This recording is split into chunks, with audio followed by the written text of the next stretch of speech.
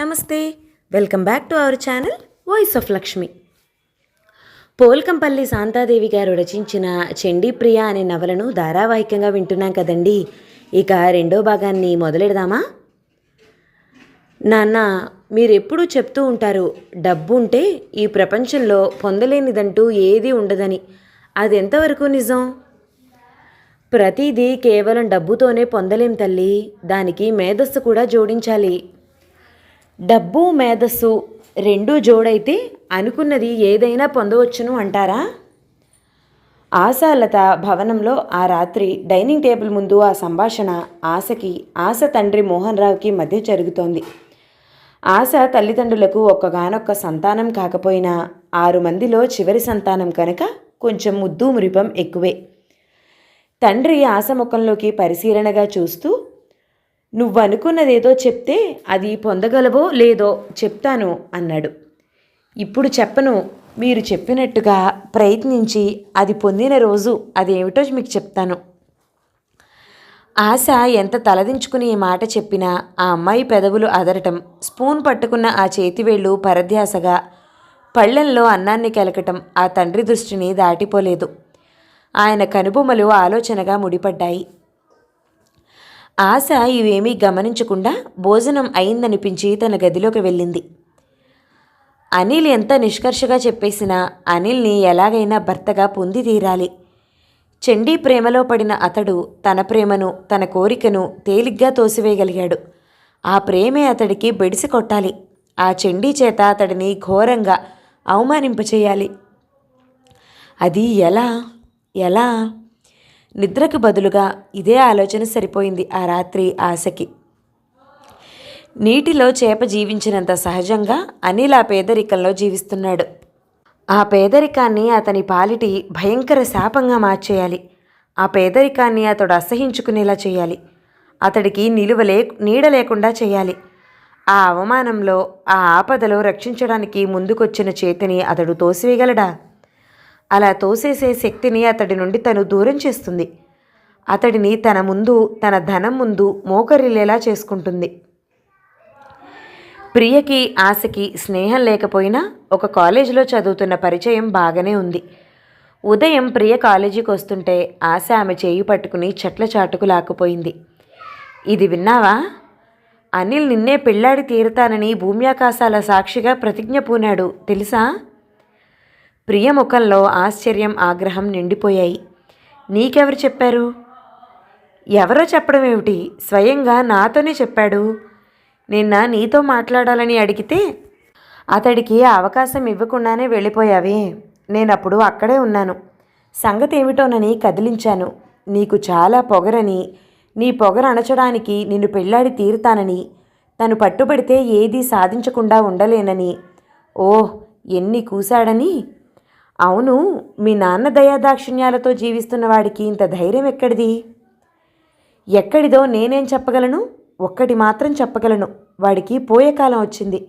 నా నౌకర్లతో వాడి కాళ్ళు కీళ్ళు విరగ్గొట్టిస్తాను. ప్రియ మాటలతో ఆశలో కంగారు పుట్టింది. అది కప్పిపుచ్చుకుంటూ, అప్పుడే తొందరపడబోకు, అతడు అక్కడ ఇక్కడ అన్న మాటల్ని పట్టుకుని అతన్ని ఏమీ చేయబోకు, దానికి తగిన సాక్ష్యం దొరికేదాకా ఆగు అంది. ఆగడమా? ఈ క్షణంలో వాడి అంతు తెలుస్తాను. ప్రియ నిప్పులు కక్కుతున్నట్టుగా అంది. చెప్పింది నేనేగా, నా మాట వినవా? సాక్ష్యం దొరికేదాకా ఆగమంటున్నావు. అవసరమైతే నువ్వు సాక్ష్యానికి నిలబడవా? ఒక కాలేజీలో చదువుతున్న వాళ్ళం, మాది ఒకే క్లాసు. చదువులో అతడి సహాయాన్ని నేను ఎన్నోసార్లు పొందాను. నీకు పుణ్యం ఉంటుంది, నా పేరు మాత్రం పైకి రా. నీకు ఇంత ధైర్యంగా నిన్ను పెళ్లాడి తీరుతానని ప్రతిజ్ఞ చేసినవాడు త్వరలో నీకు ముఖాముఖి నిలబడకపోడు. అప్పుడు చూసుకో అతడి సంగతి. ఆల్ రైట్, అలాగే కానీ. ప్రియ నిర్లక్ష్యంగా తల ఊగించి క్లాస్ రూమ్ వైపు బయలుదేరింది. ఆ సాయంకాలం కాలేజ్ వదిలాక ఇంటికి వెళ్ళిపోతున్న అనిల్ని పట్టుకుంది ఆశ. కారు అతడి పక్కగా స్లో చేస్తూ, అనిల్, నీకో గుడ్ న్యూస్, ముందు కారెక్కు అంది హుషారుగా. కారెక్కకపోతే చెప్పకూడదా? అదిలా నిన్ను రోడ్డు మీద నిలబెట్టి చెప్పేది కాదులే, ఎక్కు. అనిల్ ఒక క్షణం తటపటాయింపుగా చూసి కార్ డోర్ తెరిచి ఎక్కి కూర్చున్నాడు. ఆశ అతడిని తిన్నగా తన ఇంటికి తీసుకెళ్ళింది. స్వర్గలోక మందిరంలా ఉన్న ఇంటిని దేశం నలుమూలల నుండి తెప్పించి ఇంట్లో అమర్చుకున్న ఖరీదైన కళాఖండాల్ని అన్నిటి గురించి చెప్తూ తమ ఇంట్లో అందరినీ పరిచయం చేస్తూ పైకి తన గదిలోకి తీసుకువెళ్ళింది. ఆ ఇంటి మొత్తంలో ఆశ గది మరింత అపురూపమైన వస్తువులతో ఆశ అభిరుచులను వ్యక్తం చేస్తున్నట్టుగా అలంకరింపబడింది. అనిల్ని సోఫాలో కూర్చోపెట్టి, ఎలా ఉంది మా ఇల్లు అని అడిగింది సగర్వంగా. ఊపిరాడనట్టుగా. ఆశ ఫక్కున నవ్వింది. ఒక్కో గదికి ఇంతింత పెద్ద కిటికీలు, కోట ద్వారాలు ఉన్నట్టుగా ఇంతింత పెద్ద ద్వారాలు ఉంటే నీకు ఊపిరాటం లేదా? గుడ్ న్యూస్ అంటూ ఇంత దూరం లాక్కొచ్చావు. ఎందుకు ఇంత ఊరిస్తున్నావు? కొన్ని ఊరిన కొద్దీ రుచిగా ఉంటాయని. ఆ తర్వాత అనిల్కి అతిథి మర్యాదలు ఘనంగా జరపబడ్డాయి. స్వరం అదోలా మార్చుకుని మొదలుపెట్టింది ఆశ. ప్రియకి నీకు మధ్యవర్తిగా పనిచేశానంటే నా త్యాగం గుర్తించాలి అనిల్. నిన్ను ఇంతగా ప్రేమిస్తున్నాను కాబట్టే నీ సుఖం కోరి నిన్ను మరొకరికి త్యాగం చేయగలుగుతున్నాను. ఏదో అర్థం కాని భాష వింటున్నట్టుగా ఆశ ముఖంలోకి చూడసాగాడు అనిల్. ప్రియతో మాట్లాడాను. చిన్నప్పటి నుండి నువ్వు ప్రియని ఎరుగుండి ఆమె మనసును అణువంత కూడా అర్థం చేసుకోలేదంటే నాకు ఆశ్చర్యంగా ఉంది. నేను ప్రియ మనసును అర్థం చేసుకోలేదా? ఆమె మనసును నా అంత బాగా ఇంకెవ్వరూ అర్థం చేసుకోలేదనుకుంటాను. మనం అవతలి మనిషిని ఎంత ఇదిగా ప్రేమిస్తున్నామో అంత బాగా అవతలి మనసుని గుర్తించగలం. ఏమిటి నువ్వు ప్రియని గుర్తించింది? ప్రియ దృష్టిలో నేనొక బికారిని, ఆమెని కన్నెత్తి చూడటానికి కూడా అర్హత లేనివాడిని. ఈ ప్రపంచంలో నన్ను అసహించుకున్నంత ఇదిగా ఆమె ఇంకెవ్వరినీ అసహించుకోవటం లేదేమో. అంతేకాని ఒక్కసారైనా ప్రియ దగ్గరికి వెళ్ళి, చండి నిన్ను ప్రేమిస్తున్నాను, నువ్వు లేకపోతే బ్రతకలేను అని చెప్పలేకపోయావా? మూతిపళ్ళు విరగ్గొట్టించుకోవాలని నాకేం లేదు. నువ్వు అక్కడే పొరపడుతున్నావు. అనిల్, ప్రియని ప్రేమిస్తున్నావు కానీ ప్రియనే నీ దాన్ని చేసుకోవాలన్న పట్టుదల నీకెందుకు కలగలేదు? అది అయ్యేదనా? ఎందుకు కాదు? ఆమె మనసు నీదైనప్పుడు. ఆమె మనసు ఇంకే జన్మలోనైనా నాదవుతుందేమో కానీ ఈ జన్మలో కాదు. ప్రియ అసహించుకుంటున్నది నీ ఈ పిరికితనాన్నే కానీ నిన్ను కాదు.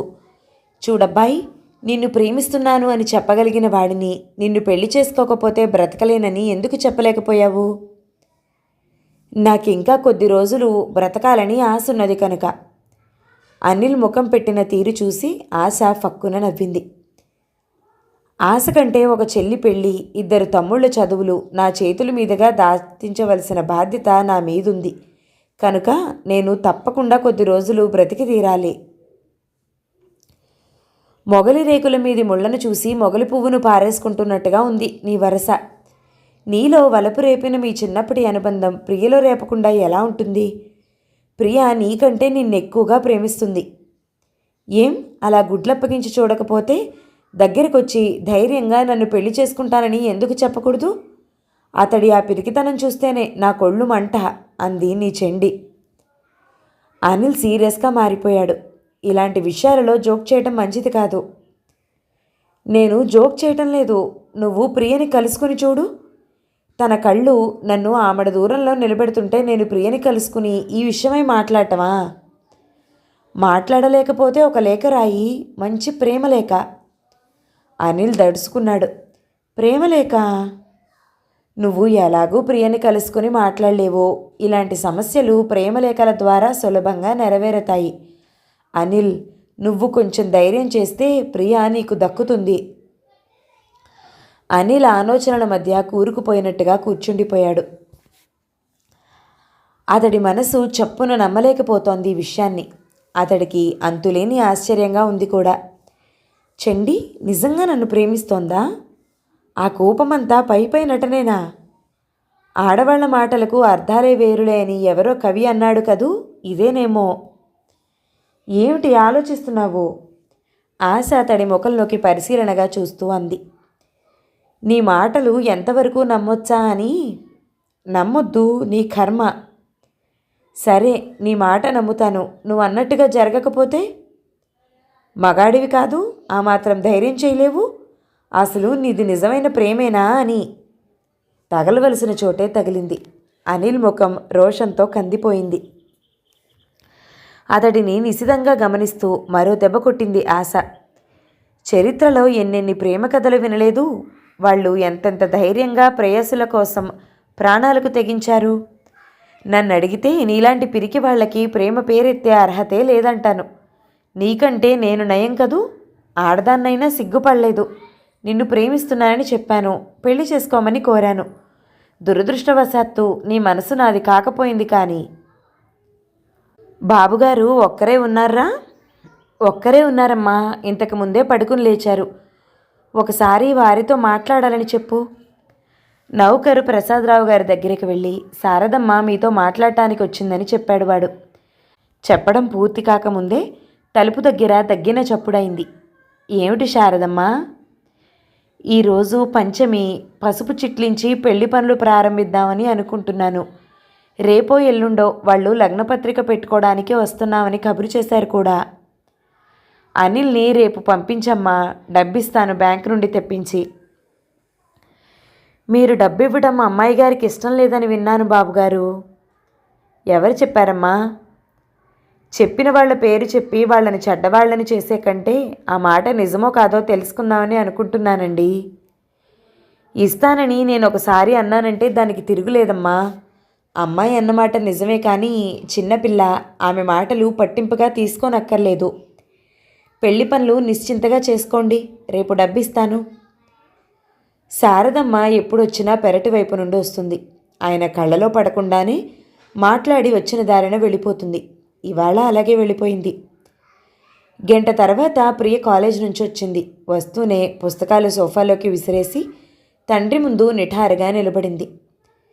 మీరు శారదమ్మ వాళ్ళకి పెళ్లి కోసం డబ్బివ్వడానికి ఎంత మాత్రం వీల్లేదు నాన్నా అంది ఖచ్చితంగా. ఎందుకమ్మా?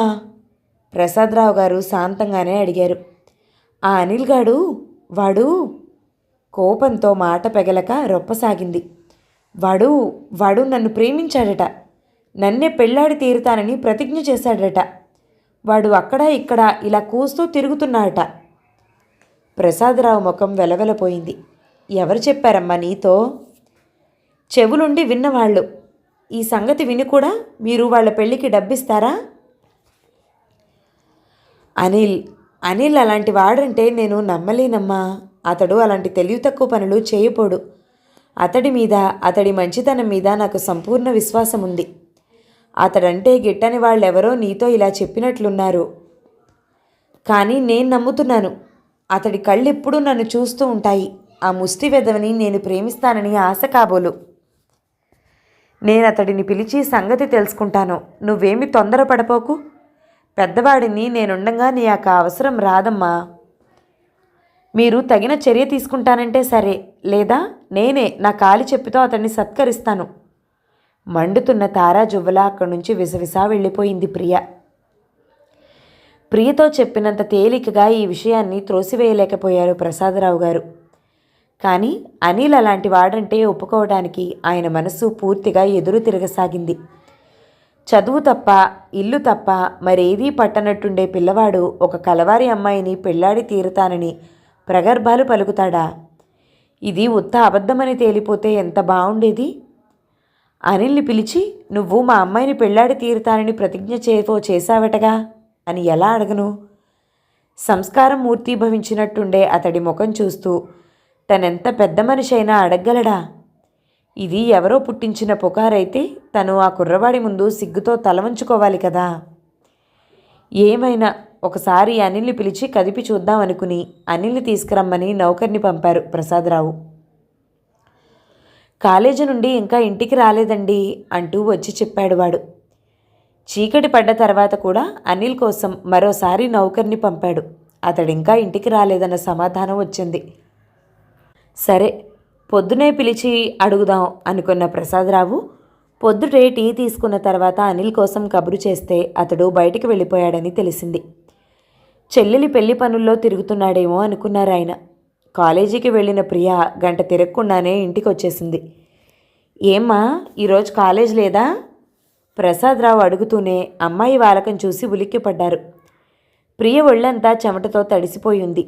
హిస్టీరియా పేషెంట్లా ఒళ్ళంతా ఊగిపోతోంది. ఇది చూడండి, ఉండలా చుట్టబడిన కాగితం తండ్రి ఒంటిలోకి విసిరి తన గదిలో ప్రవేశించి తలుపులు బిడాయించుకుంది. కూతురు అలా వెళ్ళిపోయిన తీరును, తన ఒడిలోకి విసిరి కొట్టబడిన కాగితం ఉండను కొట్టుకునే గుండెలతో చూశారు. మెల్లగా ఆ కాగితం ఉండను విడతీసి సాపు చేసుకుని కళ్ళద్దాలను సవరించుకుని చదవసాగారు. చండీ, ఇది తొలి వలుపు కాదు, తొలిచూపులోనే కలిగిన వలపు కాదు. మన తొలిచూపులు ఎప్పుడో మన పసితనంలోనే జరిగిపోయాయి. ఈ వలపు తొలిసారిగా ఎప్పుడు నా హృదయంలో జనించిందో చెప్పలేను, కానీ ఈ 5-6 సంవత్సరాల నుండి అందరూ చూస్తున్నట్టుగా నిన్ను చండీగా కాక నా దేవతగా, నా హృదయరాజ్ఞిగా చూస్తున్నాను. నా కళ్ళు నిన్ను ఆరాధిస్తూ చూస్తే నీ కళ్ళు నిప్పులు కక్కుతూ చూస్తాయి నన్ను. ఈ నిప్పులు నా ఆరాధనను మార్చి మసి చేయడానికి బదులు అమృతంలా సోకి నవజీవనం పోస్తూ వచ్చాయి. స్త్రీ హృదయాన్ని అర్థం చేసుకున్నదెవరు ఈ ప్రపంచంలో? నిప్పులు కురిపించే ఆ కళ్ళ వెనుక హృదయంలో ఏ అమృత బాండం దాగి ఉందో. ఇది నా ఆశ కావచ్చు, అడియాస కావచ్చు. నేను చెప్పదలుచుకున్నది మాత్రం నిర్భయంగా చెప్పివేదలుచుకున్నాను. ఈ ప్రేమ అనే వస్తువును హృదయంలో దాచిన కొద్దీ నిప్పును గుడ్డలో మూట కట్టడం వల్ల జరిగేది ఏం జరుగుతుందో అదే జరుగుతుంది. నా హృదయం ఇప్పటికే ఈ వేడితో, తపనతో కుతకుతలాడిపోతోంది. నిప్పులాంటి ఈ ప్రేమను నీ ముందు కుమ్మరించితే కానీ నా హృదయం చల్లబడదు. ఒకప్పుడు ఈ ఆరాధనతో జీవితం గడిపివేయగలననుకున్నాను, కానీ ఇప్పుడిప్పుడే తెలుస్తోంది ఇలా మూగ ప్రేమతో గడిపేయటం అంత సులభం కాదని. ఇప్పుడు ఎవరిది కాని చండి రేపు మరొకరిదైతే ఈ మూగ ప్రేమ నా జీవితాన్నే బలికొనేదిగా తయారవుతుందని అసలు అలాంటి ఊహనే భరించలేకపోతోంది నా హృదయం. చండి, నా ప్రాణమైనా పోగొట్టుకోవడానికి సిద్ధంగా ఉన్నాను, కానీ నిన్ను పోగొట్టుకోవడానికి నేను సిద్ధంగా లేను. నువ్వు అంగీకరిస్తే నా జీవితం స్వర్గమవుతుంది.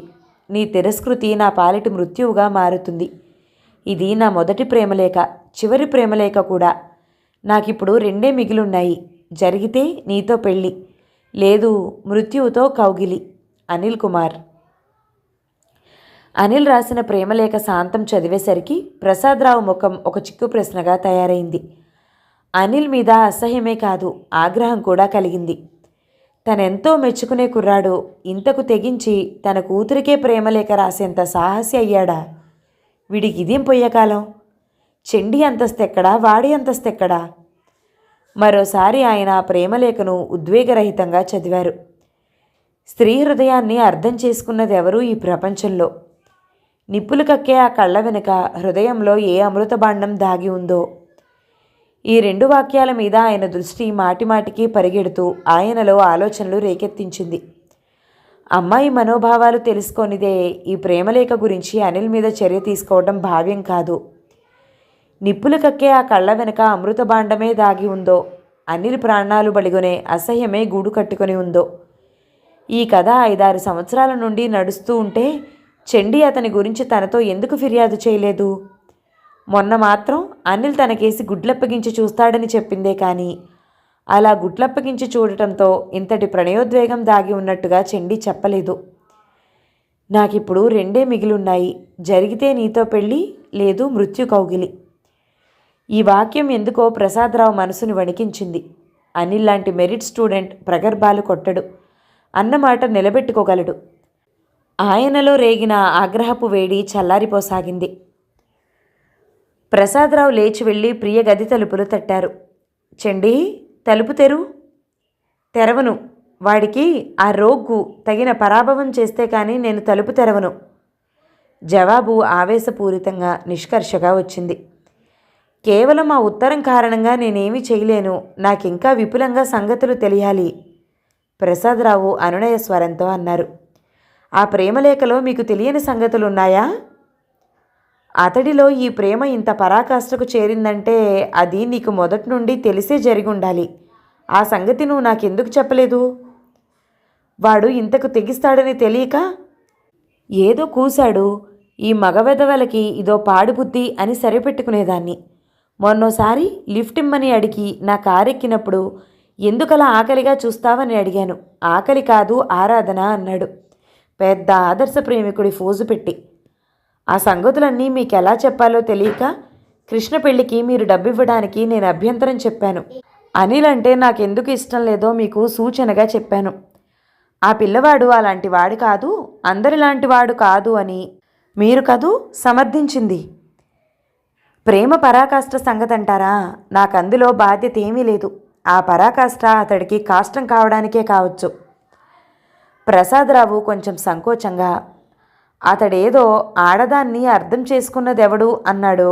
అమృత భాండం అన్నాడు. మరి ఆ సంగతి? ఇదంతా అసలు కోపమేనా లేక అని ఆగాడు. గది తలుపులు బళ్ళున తెరుచుకుని ప్రియ ఉగ్రమూర్తిలా తండ్రి ముందు నిలబడింది. వాడి మీద మీకున్న నమ్మకం, అభిమానం మీ కూతురినే సంకోచించే స్థితికి తెచ్చిందన్నమాట. ప్రియస్వరంలో రోషం, అభిమానం, దుఃఖం పెనవేసుకుపోయి బుసకొట్టాయి. వాడంటే నాకెంత అసహ్యమో మాటలతో చెప్పలేను. నేను మీకు కూతురునన్న అభిమానమే ఉంటే వాడికి మీరు ప్రతీకారం చేసి తీరాలి. నిలువ నీడ లేకుండా చేయాలి. అప్పుడు కానీ నా మనసు శాంతించదు. ప్రియ ముఖంలోకి పరిశీలనగా చూసిన ప్రసాదరావు, ప్రియది అలక కాదని, అసలు కోపమేనని గ్రహించడానికి ఎంతోసేపు పట్టలేదు. అనిల్ ఆయన హృదయంలో ఎంతటి అభిమానాన్నైనా సంపాదించుకొని కూతురి సంతోషం తర్వాతే అది.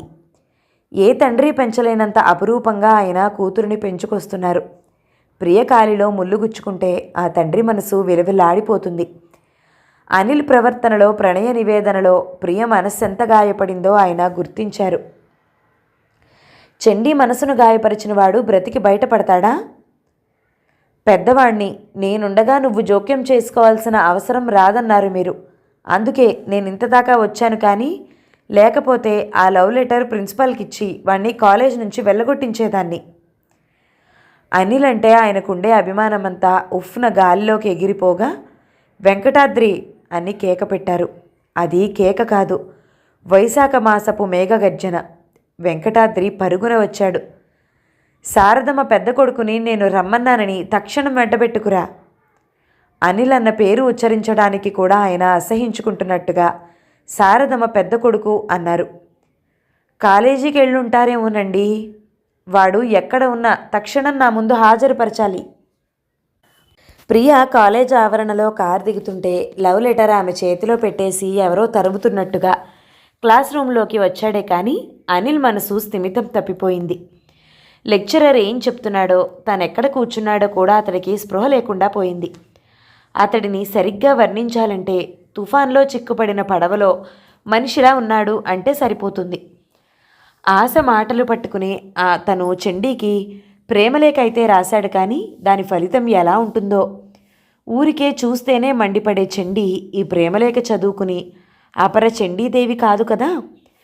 ఆశ మాటలు బట్టి చూస్తే అలా కాకూడదు. ఇప్పటికైనా తన కోపనాటకం చాలించి, అనిల్ నువ్వంటే నాకు ప్రేమే అని చెప్పాలి. లేదు, పరిణామాలు ఊహించుకోవడానికే అతనికి భయం వేసింది. అనిల్ బాబు, మీకోసం ఎవరో వచ్చారు. ప్యూన్ వచ్చి చెప్పేసరికి అనిల్ ఉలిక్కిపడ్డాడు. లెక్చరర్ పర్మిషన్ తీసుకుని క్లాస్ బయటికి నడిచాడు. ప్రసాదరావు కారు డ్రైవరు, వాళ్ళ ఇంట్లో పనిచేసే వెంకటాద్రి. అనిల్ కాళ్లలో వణుకు ప్రారంభమైంది.